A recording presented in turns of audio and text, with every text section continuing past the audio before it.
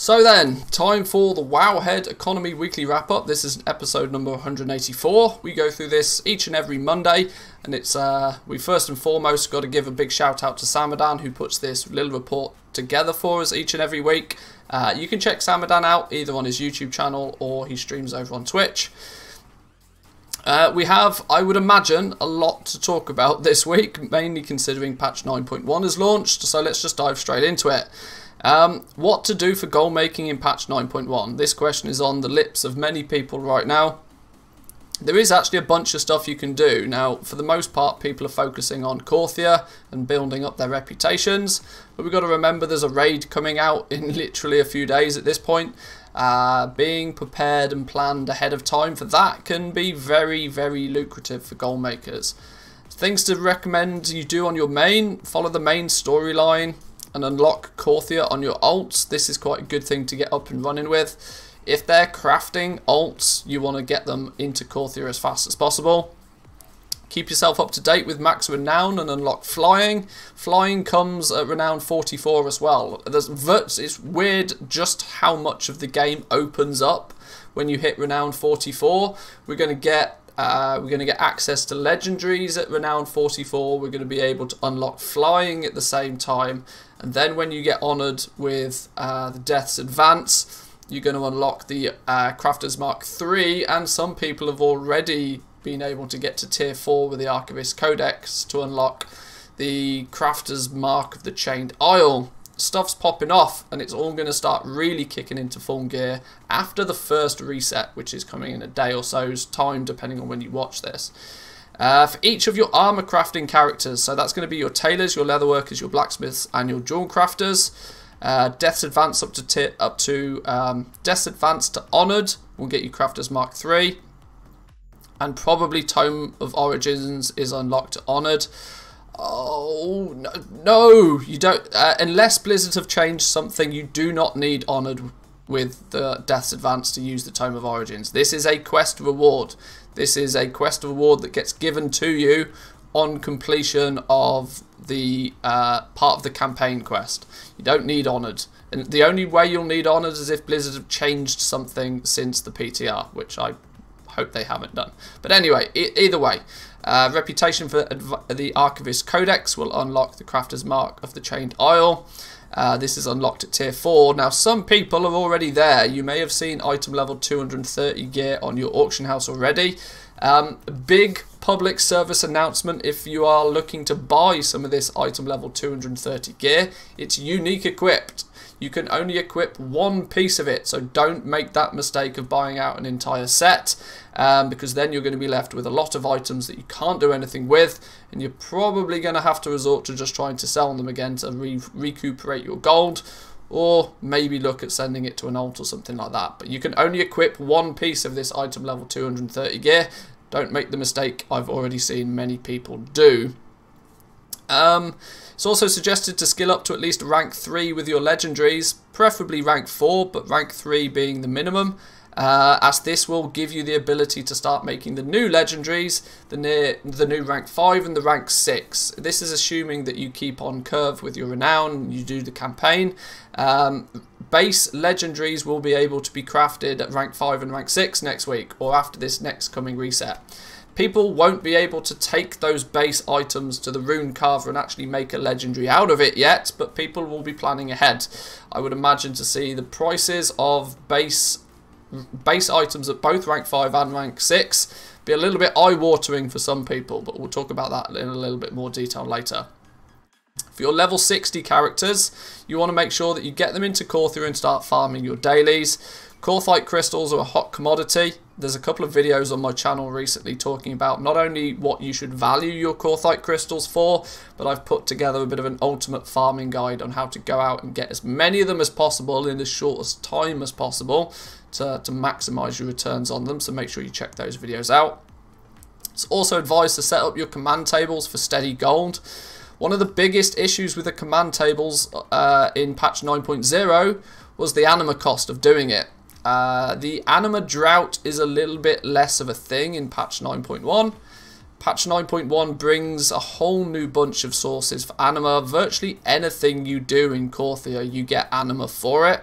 I was getting upwards of 1,500 to 2,000 anima a day for very little effort at all. For literally just running around, killing a few rares in Korthia, doing your daily stuff.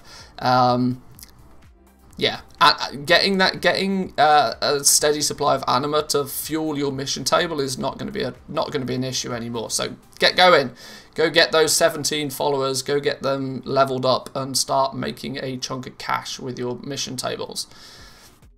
Farm materials on your farming characters if that's your thing. You can tell this is wrote by somebody that does absolutely no farming at all, very much like myself. Samadan's not much of a farmer. He prefers his crafting and auctioning. I myself fall into the same boat as well. I'm not really a big fan of farming, so I'd rather just spend the gold I already have and buy the materials. But yes, farming is still definitely a good thing to be making gold with. We're getting flying next week, or after the next reset. If you're watching this on YouTube at a later date, you know, we might already have flying, but flying comes at renown 44. So we'll be unlockable relatively soon.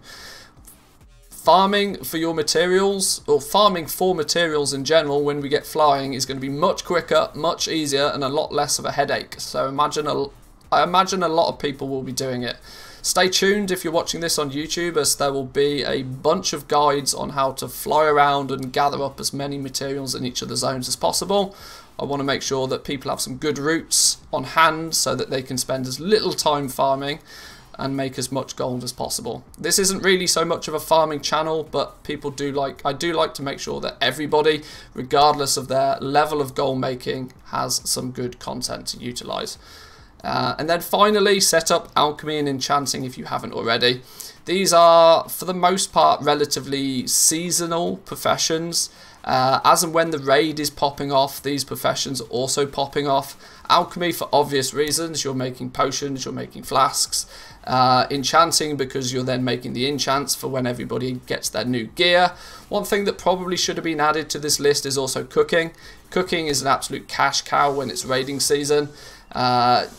Meat seems to be readily available because of Korthia. The bottleneck for cooking this patch may even be fishing, so maybe dig out that fishing rod and go and stick something up on Netflix and do some fishing for an hour. Might be a good way to make some gold as well. So there's a bunch of just the basic things for patch 9.1, but I think we're going to dive deeper into some of the more specifics now. Korthite crystal prices. This is one thing that's been a very, very hot topic of conversation, especially in the stream. With one of the new materials in 9.1, Korthite crystals are likely to see a very high demand, as 40 of them are needed to craft a single vestige of origins, which is the optional reagent required to make your rank 5 and rank 6 legendaries. I'm still very, very concerned that people don't realise you need 40 of them. For the longest of time on the beta, you didn't need, on the PTR, sorry, you didn't need 40, you only needed 1. It was quite late in the development cycle that they balanced the materials and skyrocketed the quantity of them to 40. I worry greatly that people still think you only need 1 to make your base legendary item, and they're going to be very, very surprised when they see the price of these base legendary items hitting the auction house next week. Because every time you buy one, you need to multiply that price by 40, and that's the crafting cost. Let that sink in. That's just the cost to the crafter to make that legendary. That doesn't mean that's what they're going to be listed for on the auction house, because of course that crafter is going to want to see some profits from putting in the effort. So Samadan's done a little screen grab here of the regional prices. I believe this is the EU. Yeah, these are the EU prices. You can see some realms have got some... I mean, the quantity and the supply of them is up and down all over the place. But I would say the average... The average quantity is probably about 400 on each realm. There are some realms that quite scarily have ridiculous quantities of these. Almost scary numbers. How Kazakh has got 10,000 crystals on it concerns me, because I don't think they should be able to have that many. I don't quite know what's going on. Maybe it's the goblins just storing their supply on the auction house. I don't know. But most realms seem to not have many of these crystals on the auction house at all. But the average price seems to be floating between 2,000 and 3,000 gold apiece, which in turn will mean the crafted legendaries will be between 80 to 120,000 gold as a crafting cost, meaning I wouldn't be surprised to see the base items hitting the auction house at 200, 250,000 gold apiece. Pretty eye-watering prices for some people, but we'll have to see how it plays out. It's going to be very interesting to see the high prices of the early sellers and the shift of supply and demand as time goes on. Very true. At the time of writing, EU Kazakh has the most quantity, over 10,000 of them, but the price seems to be setting around 2,000. Yeah. I mean, Kazakh is genuinely one of the most ridiculously high populated servers. I think it's easily top 3 for population itself. So it's not totally out of the realms of possibility for there to have already been 10,000 of them. But you've got to divide that number by 40, right? You divide 10,000 by 40 and you get the actual number of legendaries that that server can supply. Which even then, it's not actually a huge amount considering how many people are going to play on those realms. Time will tell what's going to happen with the legendaries, but expect some eye-watering prices if you want to get your hands on a legendary in the first week or two. That's for sure. On the US, the most available is on Illidan at 2,000 with an average price of 2,700 gold. This surprises me, right? It greatly surprises me that the value of the Korthite crystals on average is higher in the US realms. That was not expected. I expected the price to be about 400 to 500 gold less on the US realms. We'll have to see how it pans out. Maybe it's goblins in the EU actually starting to buy them sooner, sort of artificially floating the price. I don't know. I don't know what's happening. But either way, between 2,000 and 3,000 gold seems to be a fair going price for these crystals right now. Haha, here's me. Manthieus has come up with some reasonable guidance on possible prices based on some assumptions about what people are willing to spend on legendaries. Yes, we put this video together last week. It's based on the fact that, or at least what we saw in patch 9.0. I'll give you a TLDR in case you don't want to watch the video. A TLDR is basically that in patch 9.0, people were able to keep the price of legendaries just under what it costs to buy a token, and they could sell them all day long. People that got on board with the rank 3s and 4s, the higher ranks really quickly, even though people couldn't use them, rank 3s and 4s in the first couple of weeks of Shadowlands were going for very steep prices. As long as that price was under the value of a token, they would fly off the shelves. As soon as you try and push the price above a single token price, people started to notice their sale rate declining. But keeping the value of the crafted items under a single token in value seemed to be a very, very strong strategy for selling these early days legendaries. I imagine that the same sort of thing is probably going to happen again in patch 9.1. If you can craft your legendaries and sell them for less than what it costs somebody to pull out their credit card and buy a token's worth of gold, you'll probably have some record sales next week. So time will tell. We'll see. We'll see. The actual price of them is going to be very server dependent, but it's clear to see that a lot of gold is going to be changing hands. Yes, this is very true.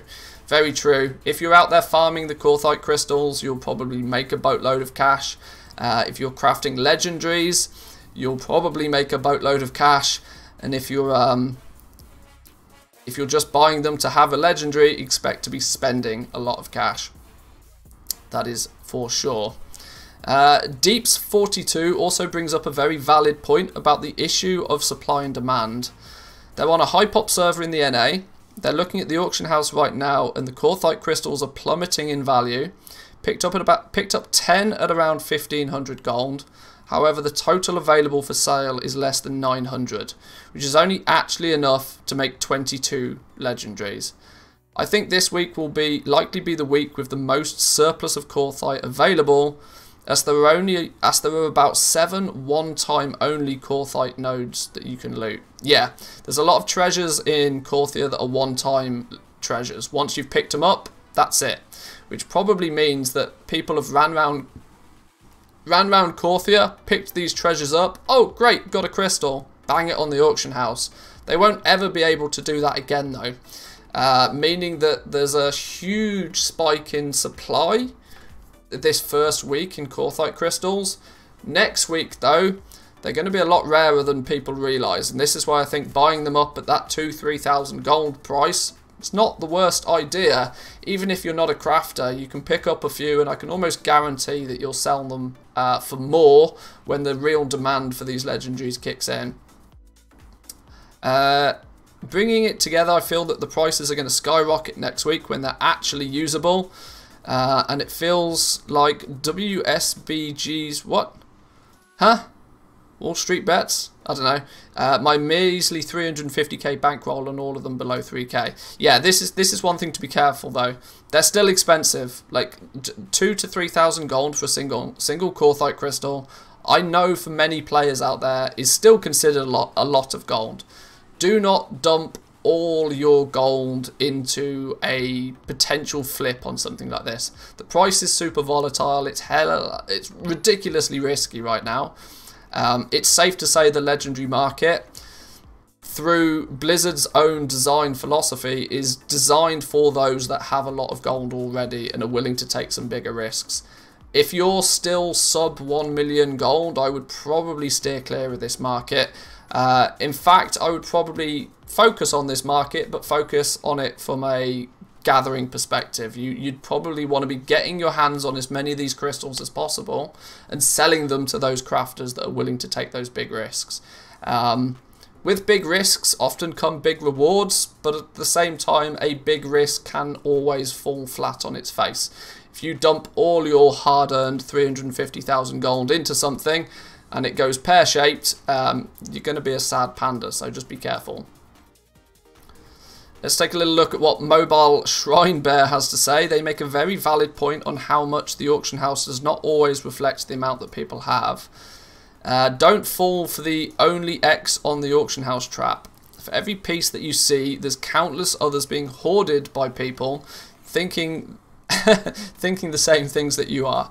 The price will spike on the week that they can be used, but I guarantee, without even a little bit of doubt, that it will be flooded not long after this.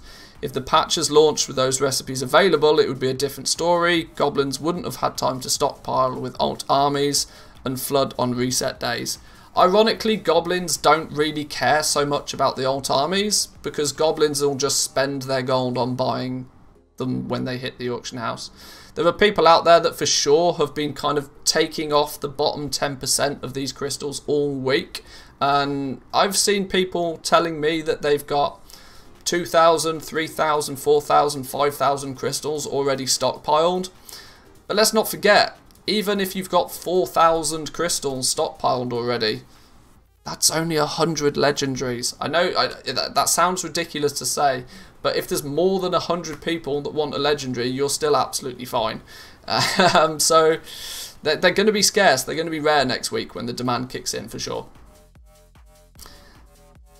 Let's move on to the next topic then. The Gadgets and Times is ready for patch 9.1. Been hard updating the Gadgets and Times website to account for the new 9.1 items. The Gadgets and Times is a web-based application that calculates the profits of crafted items with real-time auction house data using Blizzard's World of Warcraft API. You don't need to provide any TSM keys or Battle.net API credentials. Consider it as your hourly newsletter. I've not used this website, to be honest, all that much, but I probably should do. After selecting your region and realm, you'll be able to see a table which includes the main material prices which form the economy on your realm. On the profession pages, both the profits of the recipes are calculated based on live data. You can order the table by profit and profit rating values. Okay, so this is just going to give you... TSM in essence does something very similar, but this is a nice web-based version of it. That it's going to tell you, right, Jewel Crafting specifically, Shadowghast Ring has got crazy profit on it right now, and it tells you how, when it's been updated. Costs this amount to... Oh, no, this is negative profits. These are all done backwards. What server is this? What server is this? Okay, these numbers are doolally crazy. Apparently on somebody's realm it costs 1.4 million gold to make a Shadowghast ring at rank 4. Okay, that concerns me. That concerns me. I would say TSM probably does a much better job than this, because I would imagine this is being based on just ridiculous auction house essence prices. I don't know where this screen grabber's from. Yeah, okay. I was about ready to highly recommend this, but that's given me some doubts. I would take a look at it, use it as a point of reference, but don't trust it entirely. I'd be interested to find out how it's calculating the crafting costs of these, because some of them seem ludicrous. But we'll see, we'll see. Important note, when I calculate a recipe, I don't know if you craft your own enchanted lightless silk. Therefore, crafting costs might be greater than your actual cost. Okay, okay. Yeah, this is basing all of its prices then, by the sounds of things, on current auction house prices for the materials, which, as we know, are very, very open to just be wrong. Yeah, okay. If you're using the gadgets and times, use it as an estimation. Then go into TSM maybe, and maybe take a little sniff around before you take any action. Make sure that the prices are what you expect them to be. But it maybe is a good tool to give you, point you in the right direction to where you should be focusing maybe. Skinning in Korthia. This is a topic of conversation that I wanted to go into a bit of detail about. Skinning is going to be massive in Korthia, and it's going to be very interesting to see what happens with the leather prices. Because virtually everything in Korthia is a beast, and it can be skinned, or at least there are some massive clusters of mobs which are going to be very lucrative for skinning, especially since a lot of the daily quests end up being in these zones, and people are zerging all of the mobs. Things are hyper spawning without even any effort, and skinners can just run around, and it's like mini Christmas. I would expect, if you're a skinner or you're a farmer in general, getting out into Korthia and picking up some materials is probably a very good use of your time right now. Somebody's put together, Wibber Talks has put together a nice collection of skinning routes for Korthia. Hey guys, it's been a while. We finally have the new awaited 9.1, and with that comes Korthia. As of my testing, this zone is full of dangerous mobs, even with this higher item level as 216. Was almost mauled down a few times as a tank. Blah blah blah blah blah. Yeah, cool. Just be geared when you're skinning. You're really determined to get those relics for the Archivist Codex. Didn't seem to get too much of those relics during the farm, but I'm sure it'll all add up eventually. Sadly, I'm not able to give you kill counts per hour since no add-ons on the PTR. Oh, okay, so this person did this on the PTR. It's going to be very different on live. Trust me, it's going to be very, very different on live. On the PTR, for the most part, you are often the only person in the zone. So you are responsible for firstly killing the mobs before you can then skin them. Like I said though, now, for example, there's a world quest that is kicking about here every other day, and mobs there just get melted. And if you're a skinner, you run around and just gather everything up. It should be easy times. There's a couple of zones. We may highlight these a little bit. We may. I've got my skinner in Korthia already. He's not particularly geared, but we may do a bit of testing. And you may start seeing a couple of farming videos up on the channel in the near future, because I do think skinning in Korthia is going to be very lucrative. Now, leatherworking from a legendary perspective is still going to see some very, very good results. So the demand for leather is going to be there. But a lot of classes are being pushed to things like the cape, the ring, and the necklace. So leatherworking is not going to be as profitable as it once was, which may have that may have a play a factor on the price of leather, especially heavy callous hide. We saw heavy callous hide go basically double in price before the patch, and it's almost back down to where it was a month ago at this point in terms of its actual price. But who knows, when the demand for legendaries kicks in, maybe the material prices will go up as well. But if you are a skinner, Don't forget, Korthia is an absolute haven for some easy leather skinning over in Korthia. There's also a little video they've put together about it, easiest skinning routes in Korthia. In typical World of Warcraft YouTube fashion, they're claiming gold per hour amounts, as people seem to do, because it entices people to click on the video. But obviously, your prices on your realm are going to make it either more or less profitable for you to be doing it.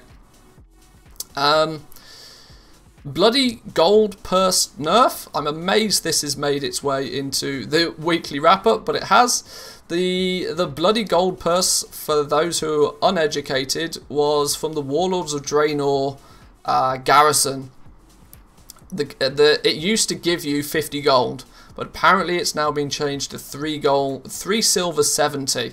So yeah, no longer is it a decent sum of gold.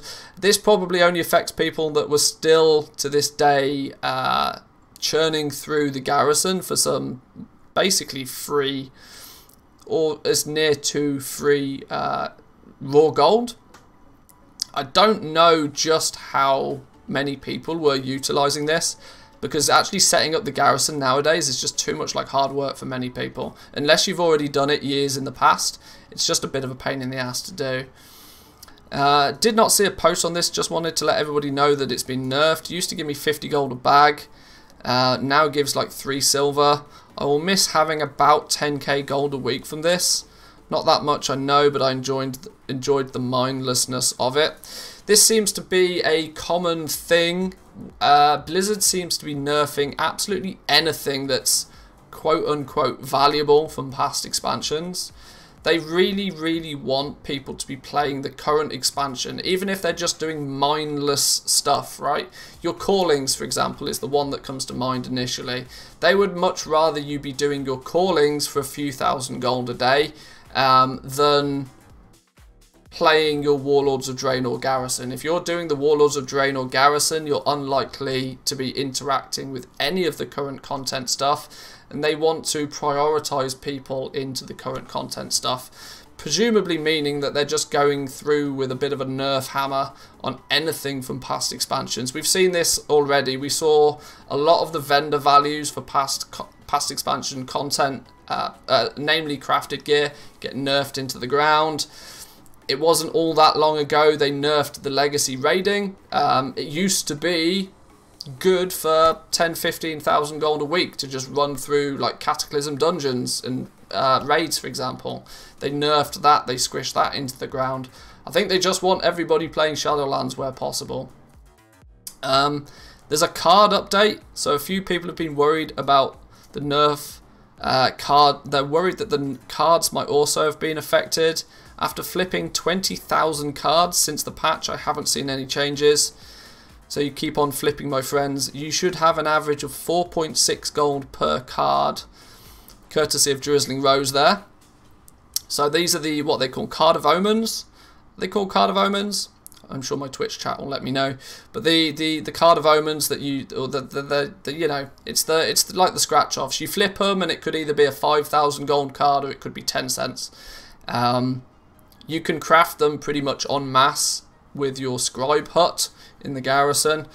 It's another way for people to make just some simple, basically mindless gold on their alts for the most part. Next we have the Darkmoon Fair and its Valor. Also, before Season 2 starts, remember to hand in any unspent Valor points over 750 for raw materials if you have no other use from them. My recommendation would be Heavy Callous Hide more than anything else. You can turn 750 Valor points into 10 Heavy Callous Hide, 20 Lightless Silk or 20 Alethrium ore. Based on the average prices of these materials, the Heavy Callous Hide is going to be the best option for you. But of course, just spend your Valor on gear if you're gear minded. If not, dump it into some easy free materials before it gets reset with this upcoming reset. The Darkmoon Fair is also available as well, so make sure you get your Wii buff. You ride the carousel in the Darkmoon Fair and it gives you a 2-hour reputation and experience buff. It's 10%, and the bonus is it does work with the new Death's Advance. It does not work, though, with the Archivist's Codex. So if you are grinding Death's Advance because you're a crafter and you want the Crafter's Mark III, make sure you head over to the Darkmoon Fair before you do your dailies every day. The Darkmoon Fair it started on Sunday and I think it lasts a week, correct me if I'm wrong. So there's an opportunity for some extra little bits of reputation for the next few days at least. There we go, boys and girls. That was the Wowhead Economy Weekly Wrap-Up. That was episode 184. Once again, shout out to Samadan. You can go check him out over on his Twitch channel, or he's even linked his Twitter here, so you can go pester him directly. Shout out Samadan for putting this together for us each and every week. It's a nice little overview of what's happened and what to focus on in the upcoming weeks, so thank you once again for that. Yeah, it was a good one. I enjoyed it. If you're watching this on YouTube, boys and girls, hope you enjoyed that. Remember to give the video a like and, of course, subscribe if you're new around here. And if you're watching on Twitch right now, get your questions in and we'll do a little Q&A session. If you want to watch this live, we do this every Monday during my stream. Check out twitch.tv/Manthieus and come say hi. But there we go, boys and girls. Enjoy the rest of your day. I'll catch you next time.